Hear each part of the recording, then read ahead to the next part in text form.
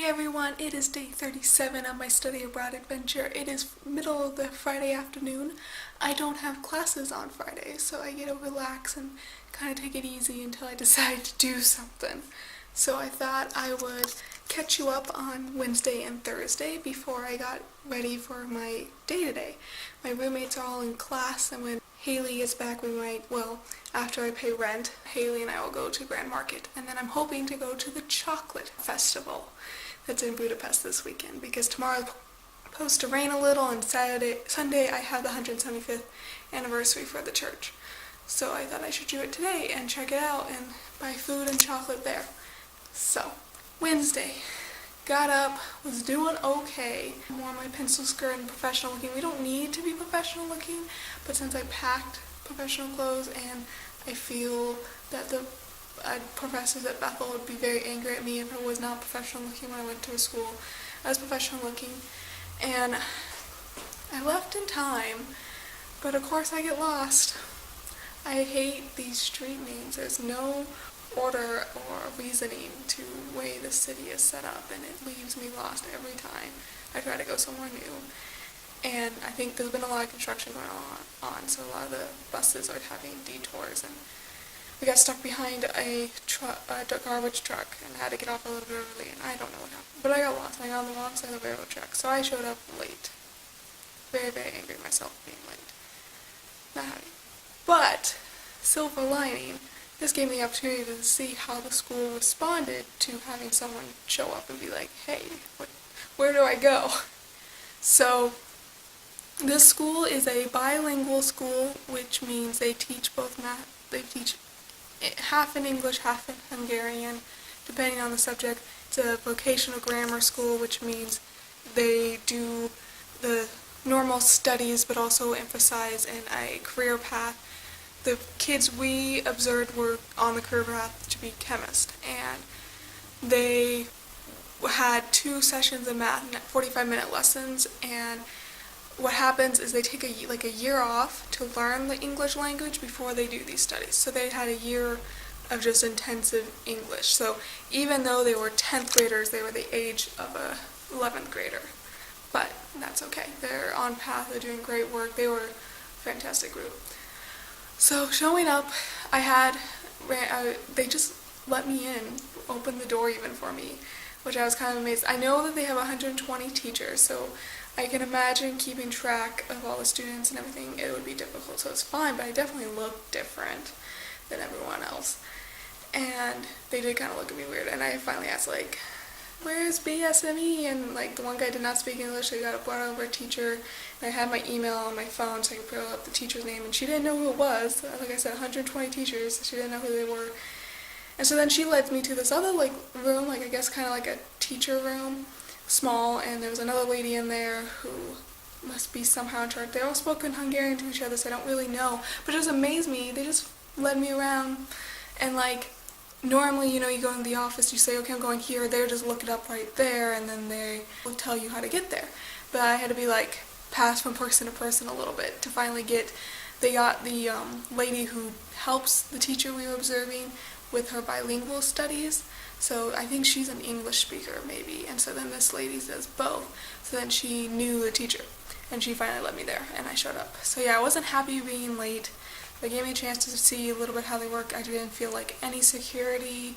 I didn't feel it was unusual for me to be there, but except for the English speaking, and they were just so mellow and calm about it.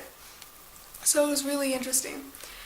And yeah, so they did rationals, not radicals, rational, which is square roots, and they were working really, really well. The teacher and our teacher were both amazed, because they were doing group work, how well they were working for the whole session. Some of them didn't even take the 10-minute break between the lessons, because they were so determined to get it done. It was an amazing lesson. She did a great job, and it was so simple. It was just simple, you're in a group, you each have a part, and then you add up the parts, and if your sum is correct. So you have to do your part. There's no, I'm just going to sit back and let them do it, which they tried to do in the second lesson. A couple of them did, but because they got a little bit more difficult, more examples.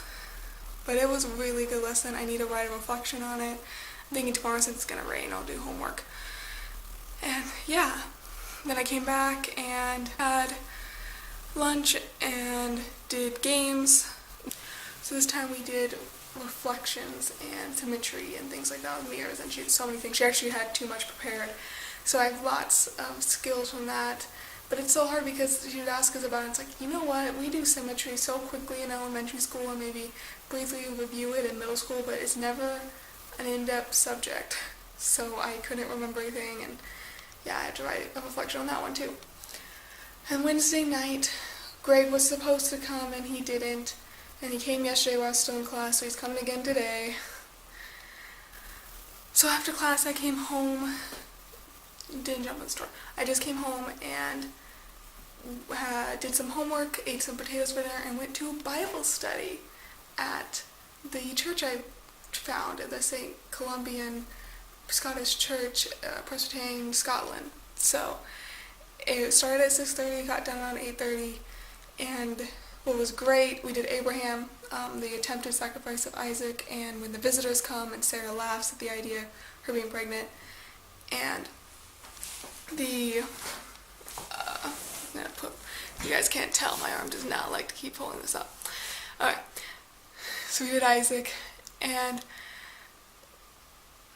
we had a couple Hungarians, a couple Americans. The pastor is from South Carolina, so, but he's been in Hungary for 10 years at this mission, so, and he knows Hungarian. And then we had I think he was an English guy from his accent. I wasn't really sure. His wife was Hungarian though. And then a Scottish woman, which even though it's a Scottish mission, the rarity of having Scottish people there is rare. So he asked her to read, and oh, it was a beautiful accent. I could listen to the Bible read in a Scottish accent all day. That was beautiful. And they're all older. Oh, I was definitely the youngest one there. The couple, the English man and the woman, were more closer to my age, but they were all mostly older. But it was I didn't speak up. Quiet me. Which is so funny when I'm vlogging to say I'm quiet, but I am. Quiet me, I didn't speak up, but they had some great points. They talked about fathers and how much of an impact they have on us and how wonderful they are, and it's like, yeah, my father's great. I really appreciate he talked about faith being synonym for trust. If we were to replace faith with the word trust, because we overemphasize faith in the religion community, and we kind of lose the meaning and we lose what we mean when we say he had great faith. What it is, he had great trust in God, and it really did hit home. Like, that's a good way to explain, like, this was a big deal. As well as we talked about the struggles of how can he really do this, and well, he must have had some intuition of either he matured in his faith to where he knows God's going to take care of this. He's screwed up so many times before, not trusting him.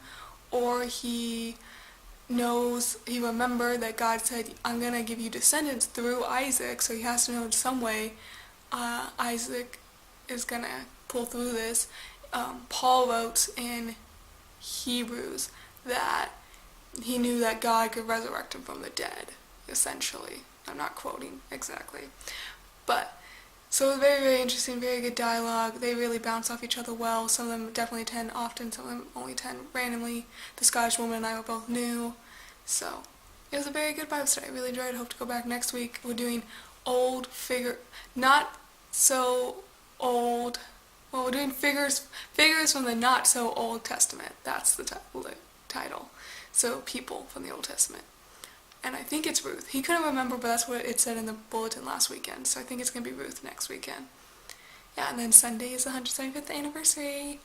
I'm so excited. I have lots of fun activities, and I need to make cookies for that tomorrow. So yeah, I came back, and then I talked with Heather for a little while. We got cut short because she needed to go do something with her mom, which was fine. We're going to need to still catch up. I love and miss that girl. Then Thursday, after I got up, this was Thursdays when I have 8 hours of class. We didn't quite have 2 hours of practicum. We only really had an hour, but it will be different next week when all of us have now. Because today, the Friday group is visiting a school that then I will visit on Wednesday. So then on Thursdays we'll talk about Poisson method and problem solving, not a whole lot different. Problem solving, though, we had reading of Plato's Minnow and Plato's Minnow? I think it's Plato. Plato's Minnow, and talked about the teaching style Socrates uses in that with the slave boy and the geometry example, and that's supposedly what was different about class. But otherwise, we did problems in both class. We're all over it. Oh well, we'll get there. Then I came home. Well, there I decided I want to make mac and cheese. I am so sad mac and cheese is not a thing here, so I decided I'm going to make homemade mac and cheese. And early in the week, Haley made eggplant parmesan. That's what it is, the little parmesan or eggplants covered in breaded crumbs and tomato sauce and cheese and things. And it was delicious. I helped her. She offered if I'd help her we could eat, and so I did. So then yesterday I offered I'll make mac and cheese if you want to eat mac and cheese together, and so she helped a little bit. And it was lots of fun. I was surprised how easy it was. It definitely tastes more like a casserole mac and cheese. I didn't want to make a casserole mac and cheese because every time I looked those up they had more ingredients than I really wanted to find here in Hungary. The mac and cheese wasn't that hard. But it was good. It was very good. I missed the box a little bit. Such sympathy or comfort food. But it was good. And I had that for lunch today, so because we had some leftovers. So it was a good night, and I dived into a book instead of doing homework. And then yeah, today I'm awake. Haley and I are getting along well. Like I said, we might go to Grand Market after Greg comes in. Or I pay him rent, so me and Hannah have to. And yeah. So I did make it to the chocolate festival. It's more the sweet festival. And it is outside St. Stephen's Valentine, the Catholic Church, which if you've been watching know that I've been really anxious to go see this because you can go up to the top of the tower and see all the city. So this is inside. So I killed two birds with one stone of getting to see inside the Valentine, which was grand and beautiful. And sorry, the pictures aren't so great. Taking pictures like churches and don't not go well. But it was amazing. So these are the stairs up to the tower. That's at the top. And oh my goodness, that was a workout. And then there was more stairs that zigzag. And this is up in the tower outside. And here is the amazing view. Oh, this was breathtaking. That's Parliament. And that's to kind of show you how high up I was. It was breathtaking seeing the city like this, which I haven't done this in a while. I just have moments where it's like, you know what? I feel like this is not that different from looking at the apartment roof.